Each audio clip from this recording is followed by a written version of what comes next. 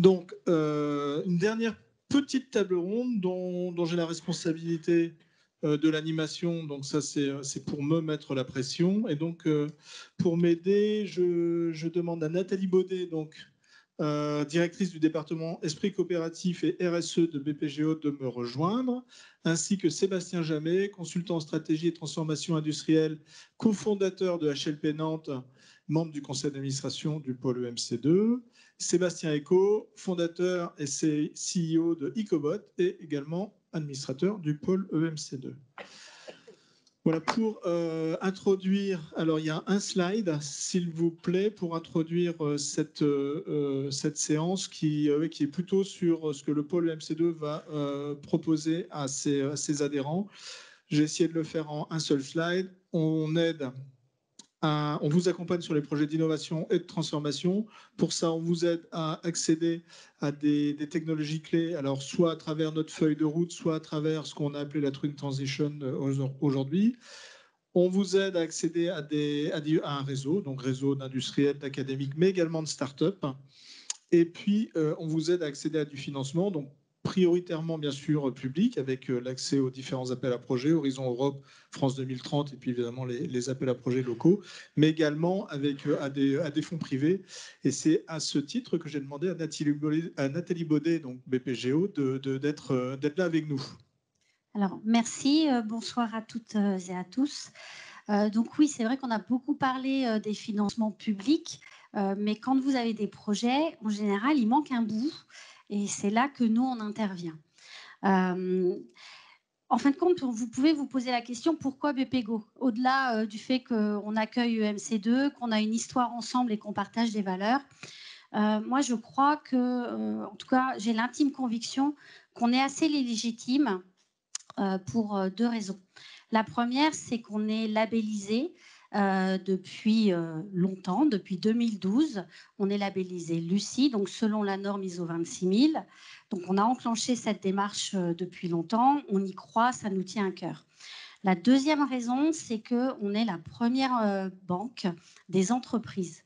Selon les territoires, eh bien, on accompagne une entreprise sur 2 ou une sur 3. Donc, on est quand même très présent. Alors, forcément, de ce fait-là, on a mis en place des offres spécifiques pour vous accompagner, pour vous aider.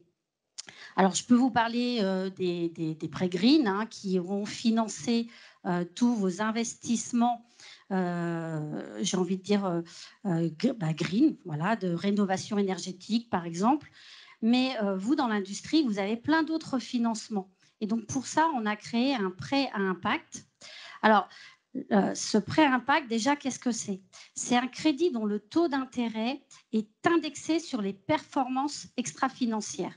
Je vais juste faire une petite aparté sur ces performances extra-financières parce qu'il y a une nouvelle loi qui va se mettre en œuvre à partir du 1er janvier 2024 où beaucoup d'entreprises vont être concernées par justement ces indicateurs-là.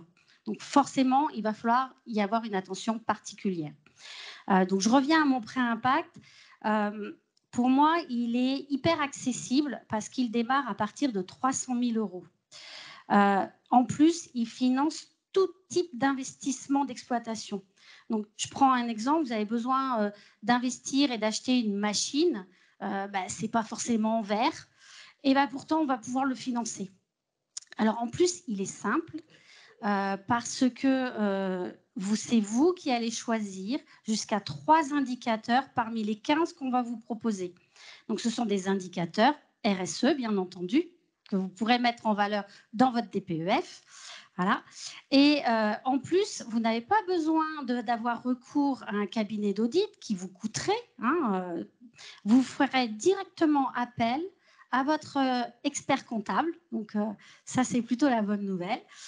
Donc, c'est hyper simple et tous les ans, il pourra attester l'atteinte ou pas de ces indicateurs-là. Et en plus, il est hyper incitatif et solidaire puisque la rétrocession d'intérêts qu'on peut vous octroyer jusqu'à quand même 10% des intérêts que vous payez annuels, ce n'est pas sur le taux, j'insiste, c'est bien les intérêts que vous payez. Eh bien, vous avez cette rétrocession et vous pouvez, si vous le souhaitez, reverser ce montant-là à l'association que vous avez choisie. Donc, en 3 mots, parce que je sais qu'il faut qu'on soit rapide, pour moi, ce prêt impact, il est impactant, il est vertueux et surtout, il est valorisant. Et je vais juste faire un petit point par rapport à ce qu'on a vu tout à l'heure. Il est valorisant parce qu'il donne de la fierté à tous vos clients, à vos collaborateurs. Et aujourd'hui, ça fait sens parce qu'on a tous des difficultés de recrutement. Et puis, bien sûr, à vos fournisseurs, parce que là aussi, ça facilite les données. Et puis, nous, chez BPGO, on a aussi beaucoup d'experts qui sont là pour vous aider. Alors, on a parlé de méthanisation tout à l'heure, d'énergie, etc.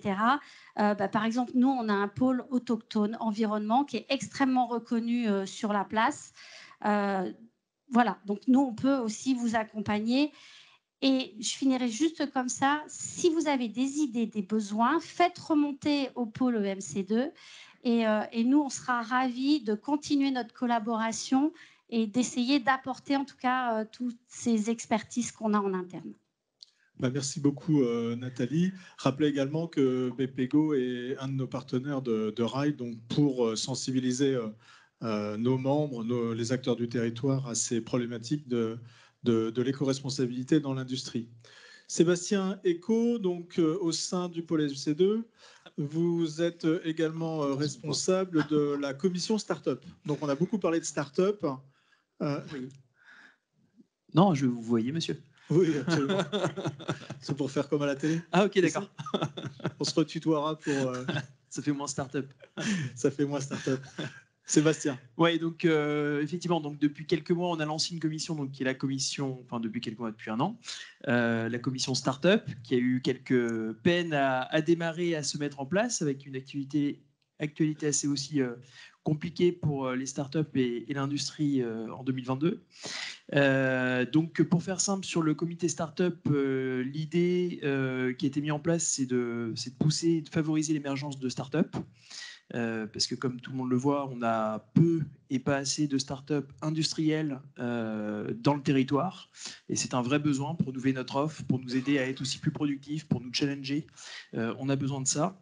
Et c'est vrai que je reprends il y a 7 ans, le président à l'époque de MC2, c'était Patrick, évoquait qu'il fallait des makers, qu'il fallait robustifier l'offre pour avoir des jeunes makers, parce qu'on en manque éperdument. On a beaucoup effectivement de conseils, mais d'avoir des nouvelles offres qui arrivent sur le marché, des gens qui vont industrialiser un produit, reste quelque chose de compliqué. Donc pour ça, différents points, c'est déjà favoriser l'émergence, donc d'aller chercher ces pépites, de les faire adhérer et de voir comment on peut les accompagner.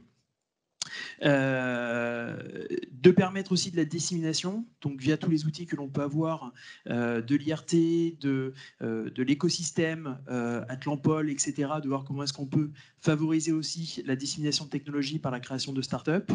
Et le point le plus important, qui est le plus difficile aujourd'hui pour des jeunes sociétés comme les miennes, c'est de développer, de favoriser le lien entre l'industriel et la start-up.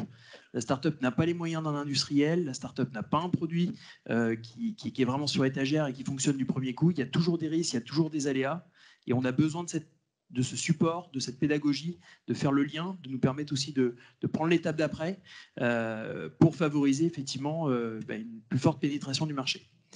Voilà. Et dernier point, donc du coup, qui est une initiative qui a été que j'ai poussée il y a quelques années, c'est le montage d'un projet qui s'appelle la Forge des Batignolles. Donc, c'est un bâtiment qui se trouve à Luchère, entre ACB, Saunier-Duval et Kelvion. Donc, ce bâtiment, c'est 10 000 m². C'est un lieu qui va être, avec un objectif, c'est de développer justement un écosystème de makers dans la robotique et l'IA pour développer les nouveaux outils de demain. Et du coup, avec justement le pôle MC2, le but du jeu, ça va être de cadrer, ça va être de créer un fléchage beaucoup plus simple pour les startups et aussi pour les utilisateurs finaux, que sont les industriels, dans cette initiative. Voilà. Merci. Ouais, très bien. Très bien. Voilà, à part ça, on s'éclate. Donc c'est cool. Ouais, très bien. Donc la forge qui est tout récemment ouverte. Voilà, récemment ouverte, les aménagements sont en cours, on est en train de mettre un exploitant dessus, donc une structure qui va exploiter le lieu. Et le but du jeu, effectivement, c'est l'inauguration du lieu vers octobre de cette année à peu près. Et puis on est déjà en train de recevoir des adhérents qui sont intéressés effectivement d'avoir un lieu partagé. On va partager des outillages, on va partager des moyens industriels, on va partager des compétences, on va échanger sur nos façons de travailler, de sorte à gagner du temps, parce que la start-up, son objectif, c'est de se focuser sur son produit, le vendre, le faire bien, et tout ce qui est effectivement les alentours du QSE, l'achat de matériel, etc., c'est de trouver des facilités d'échange entre chacun. Très bien, et merci à BPGO qui est un vrai soutien pour les startups de l'écosystème aussi. J'espère qu'il n'y a pas les autres partenaires financiers, mais je tiens à le souligner parce que c'est vrai. Surtout dans les moments durs. Bravo. Ça, c'est fait. Bravo Sébastien. J'ai dû faire des jalousies, mais bon, c'est fait. Très bien. Et donc, on parlait, Sébastien Jamet, on parlait des services spécifiques que le pôle EMC2 va pouvoir apporter au territoire, aux adhérents du pôle, mais à l'ensemble des entreprises industrielles du territoire. Donc, tu es en charge de la commission service. J'ai la lourde responsabilité d'animer cette super commission service avec des beaux acteurs. Alors l'objectif, il est né il y a 1 an déjà de développer assez radicalement la partie service du pôle EMC2 autour de cet objet dont tout le monde parle, qui est la transformation. Et le premier travail, c'était déjà de mettre des mots dessus. Donc c'est d'ailleurs hyper intéressant de voir qu'autour du manifeste sorti il y a maintenant quelques années, finalement tout le monde parle à peu près le même langage. Un coup, ça s'appelle Industrie 5.0, un coup, ça s'appelle Industrie durable et éco-responsable. Mais la vérité, c'est qu'aujourd'hui, les dirigeants des industries sont face à une transformation, ont un besoin de transformation absolument important et non discutable. Alors l'idée, c'est de savoir comment le pôle s'inscrit là-dedans et comment il aide les dirigeants de TPE, PME, ETI, qui vous voulez, à transformer. Ça a commencé donc par poser les mots déjà, c'est ce qui a été fait avec l'industrie 5.0 ou le manifeste pour une industrie durable et éco-responsable. Ça a été fait aussi à travers d'une enquête où on a posé la question d'abord, est-ce que le contexte, est-ce que ça vous va, ce qu'on met dedans, le contenu, et puis qu'est-ce qui vous empêche aujourd'hui de le faire de manière autonome? Il y avait 2 grandes réponses qui nous ont encore plus mobilisés. La première réponse était, j'y vois pas clair sur les gens qui peuvent m'aider, j'ai une armée de consultants, j'en fais partie maintenant depuis quelques années, qui m'expliquent qu'ils vont m'aider, ça va être super. J'ai une armée d'offreurs de solutions qui m'expliquent que ça va être super, ils vont m'aider.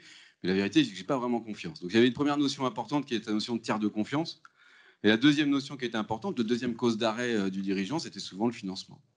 Évidemment, le pôle était déjà là sur cette partie-là pour le financement public, mais sur le financement privé, il n'y avait pas vraiment de réponse, ou en tout cas, c'était parfois un peu difficile. Donc, nous, ça nous a mobilisés sur le service, parce qu'on se dit, côté tiers de confiance, on a déjà beaucoup d'atouts.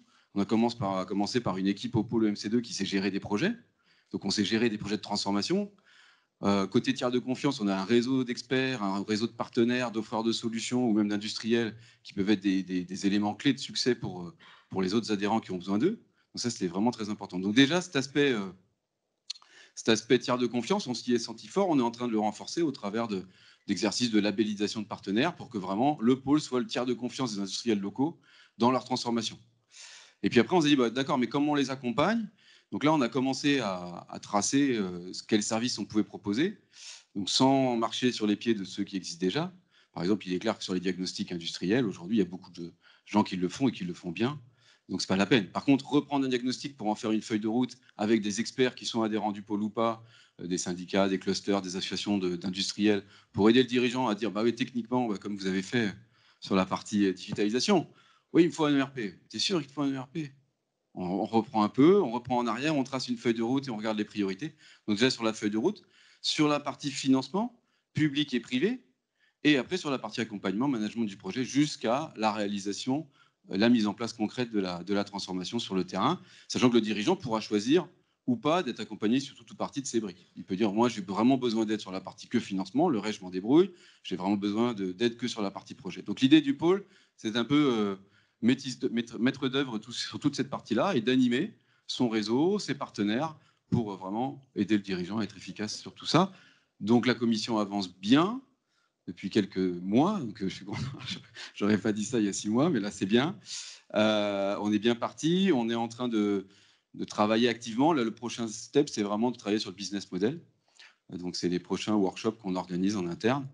Mais d'ores et déjà, je peux vous annoncer qu'on est à la recherche d'un industriel bêta-testeur au 4e trimestre, parce qu'on pense qu'on va avancer et qu'au 4e trimestre, on sera capable de proposer ce service-là, voilà, ces nouveaux services, et de les tester avec un industriel qui serait volontaire pour un peu essuyer les plates, quoi. Voilà, mais bon, ça va bien marcher. Voilà. Merci, merci Sébastien. Juste si on peut passer au slide suivant, j'en profite pour dire que les commissions du pôle, et notamment les 6 que vous voyez là, sont ouvertes à l'ensemble des adhérents. Donc, il ne faut pas hésiter à contacter les personnes référentes ici, qui sont toutes administrateurs du pôle, pour pouvoir rejoindre les commissions. Voilà, il y a des commissions qui ont commencé il y a quelques temps, qui ont eu plus de mal à se lancer. Je vois, il y a Vincent qui demande que sur la commission Bretagne, il y ait des acteurs qui c'est ça, hein? Exact, voilà. Donc voilà, donc 6 commissions, n'hésitez pas. Comment? Et voilà, donc et ça se passe à Rennes en plus. Voilà, donc n'hésitez pas. Je vais vous remercier. Et puis, donc, on peut les applaudir. Ils seront là également pendant le...